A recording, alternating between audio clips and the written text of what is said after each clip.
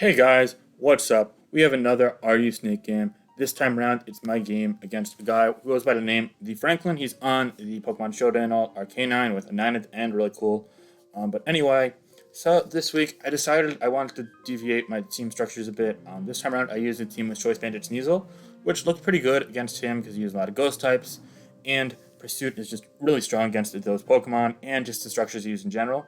Looking at his team here, it also looks pretty good. While it could be a Colbur Slowbro and Passimian could potentially tank a hit or even Revenge Claw outright, Ice Shard looks great against Noivern, Flygon, and Roserade. Knockoff hits Slowbro, especially if Colbur isn't the item of choice, and also the Metagross. So yeah, if I'm able to get that in with things like double switches and U-turn from Flygon, that could open up the game quite a bit.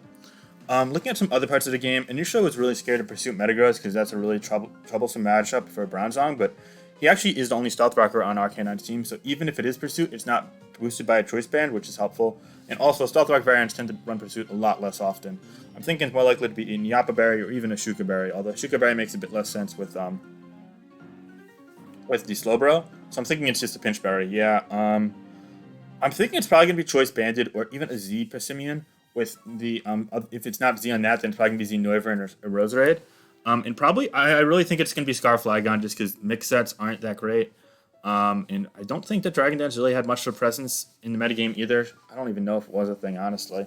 But yeah, I'm thinking Ban Passimian. So I'm thinking Ban Passimian and maybe a Hidden Power Fire Roserade are his main threats to my team. But I know that I can outrun those and threaten them with a lot of pressure on my team, so that's great. I'm going through my sets just a bit. I'm a standard Florges. I have Speed for Beware and just the rest in defense. Moonblast, Wish, Synth, and Aromatherapy. Scarf Flygon with Dragon Claw, Z Poison, Sleep Powder, Spikes, Leaf Storm, Sludge Bomb, Roserade, Offensive, of course. I'm a Timid Blastoise with Hydro Pump over Ice Beam. They tend to not run Water Stab in SMRU because it really doesn't hit a ton besides the Yancy, but I love it on this team because it can pressure Florges with Spikes. In general, I just like it with Spikes a ton. So yeah. And last but not least, just Stealth Rock, and I have Earthquake on this Bronzong to try and catch Salazzle, because Salazzle's a bit of a problem in my team. And then also Psywave and Toxic. So yeah, let's get into the game here. Right off the bat, I'm like, okay, leads I'm expecting for him are going to be Bandit Passimian, because it looks great, or the either the Metagross to get Rocks up, or his own Roserade. So given those, I'm thinking that as Ban Passimian. I want to lead my Roserade because his Z-move could kill it, and I could threaten Sleep. And if he does lead that, I'm definitely going to go for the Spikes because I know he's going to want to get out of the way because it's a very threatening Pokemon. And if he's Scarf and gets U-turn off for, say, 40-45%, that's fine, as well as I can likely sleep something on the following turn. Or if he goes Noivern and Defogs, that's really the only way he could get ahead of me in that early game, and that risks him coming in on a Z-Poison. So I don't think he'd do that necessarily. So yeah, we're going to lead off with the Roserade, and thankfully we do catch the Passimian, and I go for Spikes, as he does indeed switch out. He goes Flygon, and I'm like, okay, at this point, as you see U-turns, I don't think he's going to click Outrage, because I've got a Bronzong and a Florges, and I do live Earthquake. In fact, Outrage even is a roll, so therefore I'm going to stay in, and I'm going to click Sleep Powder, just because, again, he might predict me to Hidden Power Fire, predicting the Metagross or Roserade, so I think he's probably going to end up going to something like the Noivern, or maybe even the Metagross, just not wanting to risk the Roserade to a Z-Poison that would hit Noivern as well. So I think Sleep Powder is 2 of 3 possible switch-ins, and the Roserade is the least likely switch-in, so I get the Sleep Powder off, and I'm able to connect it to Metagross, so that's great, because now he's not able to get Rocks up, which is going to threaten the Sneasel and pressure the Blastoise, so I could actually go to that Blastoise here, and he doubles to Flygon, which is an interesting play. Now, here's a bit of an interesting play. Since I don't have Ice Beam in this set, but I do Bluff Ice Beam, he's definitely going to U-turn out, and I don't think he's going to go Roserade, because Roserade after Spikes is going to be very low, if not dead after Ice Beam, probably just very low, because I don't think he has a chance to kill, even if I'm modest.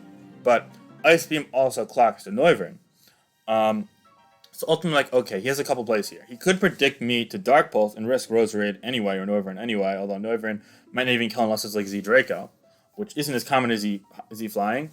But also, if he's not Colbur and Slowbro, which again wasn't like a super likely option in my eyes, because I just think that like Rocky Helmet, Leftovers are a bit more likely. But so Colbur's like in the back of my head. I'm thinking Slowbro is the most likely play by him, but also maybe predicts Dark Pulse and knows Ice Beam's the other option and goes to Passimian and tries to get that close combat out, because close combat after U-turn has a good chance of killing this Blastoise. So I go for Hydro Pump here, knowing worst case scenario it chips to Slowbro for more damage than something like Aura Sphere or Ice Beam, which I don't have, would as well. So I actually just go for Hydro Pump here. He U-turns, and thank God he goes to the Passimian, so that makes my play look much better than it arguably could have been. I think Dark Pulse might have been a little more secure in the long haul. Anyway, now he goes for close combat. I made a little mistake here, staying in, honestly, looking back at it. So staying in wasn't a horrible misplay, because if he goes for Gunk Shot into the Florges, then I lose more than losing Blastoise here, just because Blastoise has already done its job, and I don't really see him getting up many hazards. I don't mind Alaris Spikes, it's just rocks, and his Metagross is asleep. So ultimately, I'm fine with the sequence. But the thing is that I actually imported regular Blastoise into the Calicnut Mega. So then I switched to Mega Blastoise, but I picked the UU spread, which defaults to 104 HP. So with 104 HP, it's a Vol that's like 85% max damage, I think. And I was at like 70, I was at like 82, so it was a very, very favorable. It was like an 80-20 roll. But without HP, and I only had like 4 defense EVs or something like that, it was a roll that was really favorable for him. So had I known that, I would have considered switching to Florges, but ultimately I think I would have just stayed put. Because A, if for some reason he's adamant, I just outrun it. And B, on top of that, it's a roll, and I just don't want to risk Florges for seeing Blastoise better. Blastoise is more of a luxury than a necessity. And when you're in a favorable position like this, making sure you have the things you need. For example, I need the Florges for the Flygon potentially, and also for the Noivern. Making sure you have the things you need over the things you want is just of vital importance. I know Blastoise was a really good offensive threat to his team, as you saw from Passimian taking so much from the switch in. But on top of that, it was a great it was not a great defensive answer. It was Chuokiyoed by pretty much everything besides Slowbro. So because of that, I knew right off the bat that it was the most expendable member. So I just let flow that. That's fine. I knew I was in a fine position anyway. And now he's going to let this go as a dead to Spikes. So I lock into Knockoff. I didn't even think he'll need to pursue it, just because I'd be fine doing more damage to something else. He goes Noivern now, knowing I'm locked into that, and he U-turns as I go Bronzong. Now I'm scared of the Sleep Powder, but also potential Hidden Power Fire, even if his Black Sludge would be doing like 35%. And I can only do Psywave or Earthquake into it, not like Psychic or Gyro Ball. So I go to my own Roserade, knowing that's a mid-round, and now I get a Sludge Bomb off for 60%, and that's fine.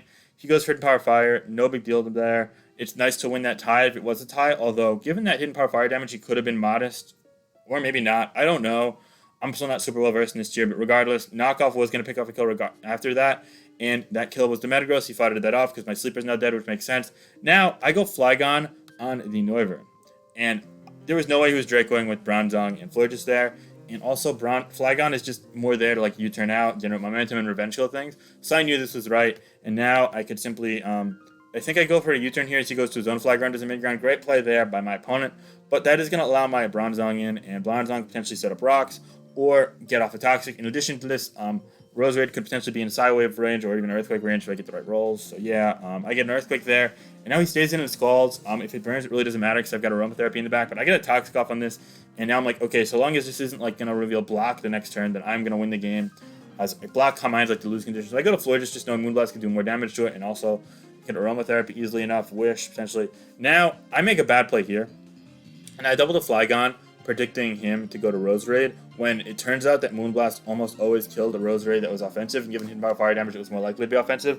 The Black Sludge threw me off at first, but yeah, that's my fault there. I should have just Moonblast, but even if this burnt me with Scald, as long as it didn't use Ice Beam, I was fine, because I have Aromatherapy in the back, and also this is just not a needed Pokemon, so these are the kind of like loose mid-ground plays that maybe weren't necessary, but don't compromise a game state that I'm okay making, even if they probably weren't the best plays in hindsight. Moonblast was drawback free.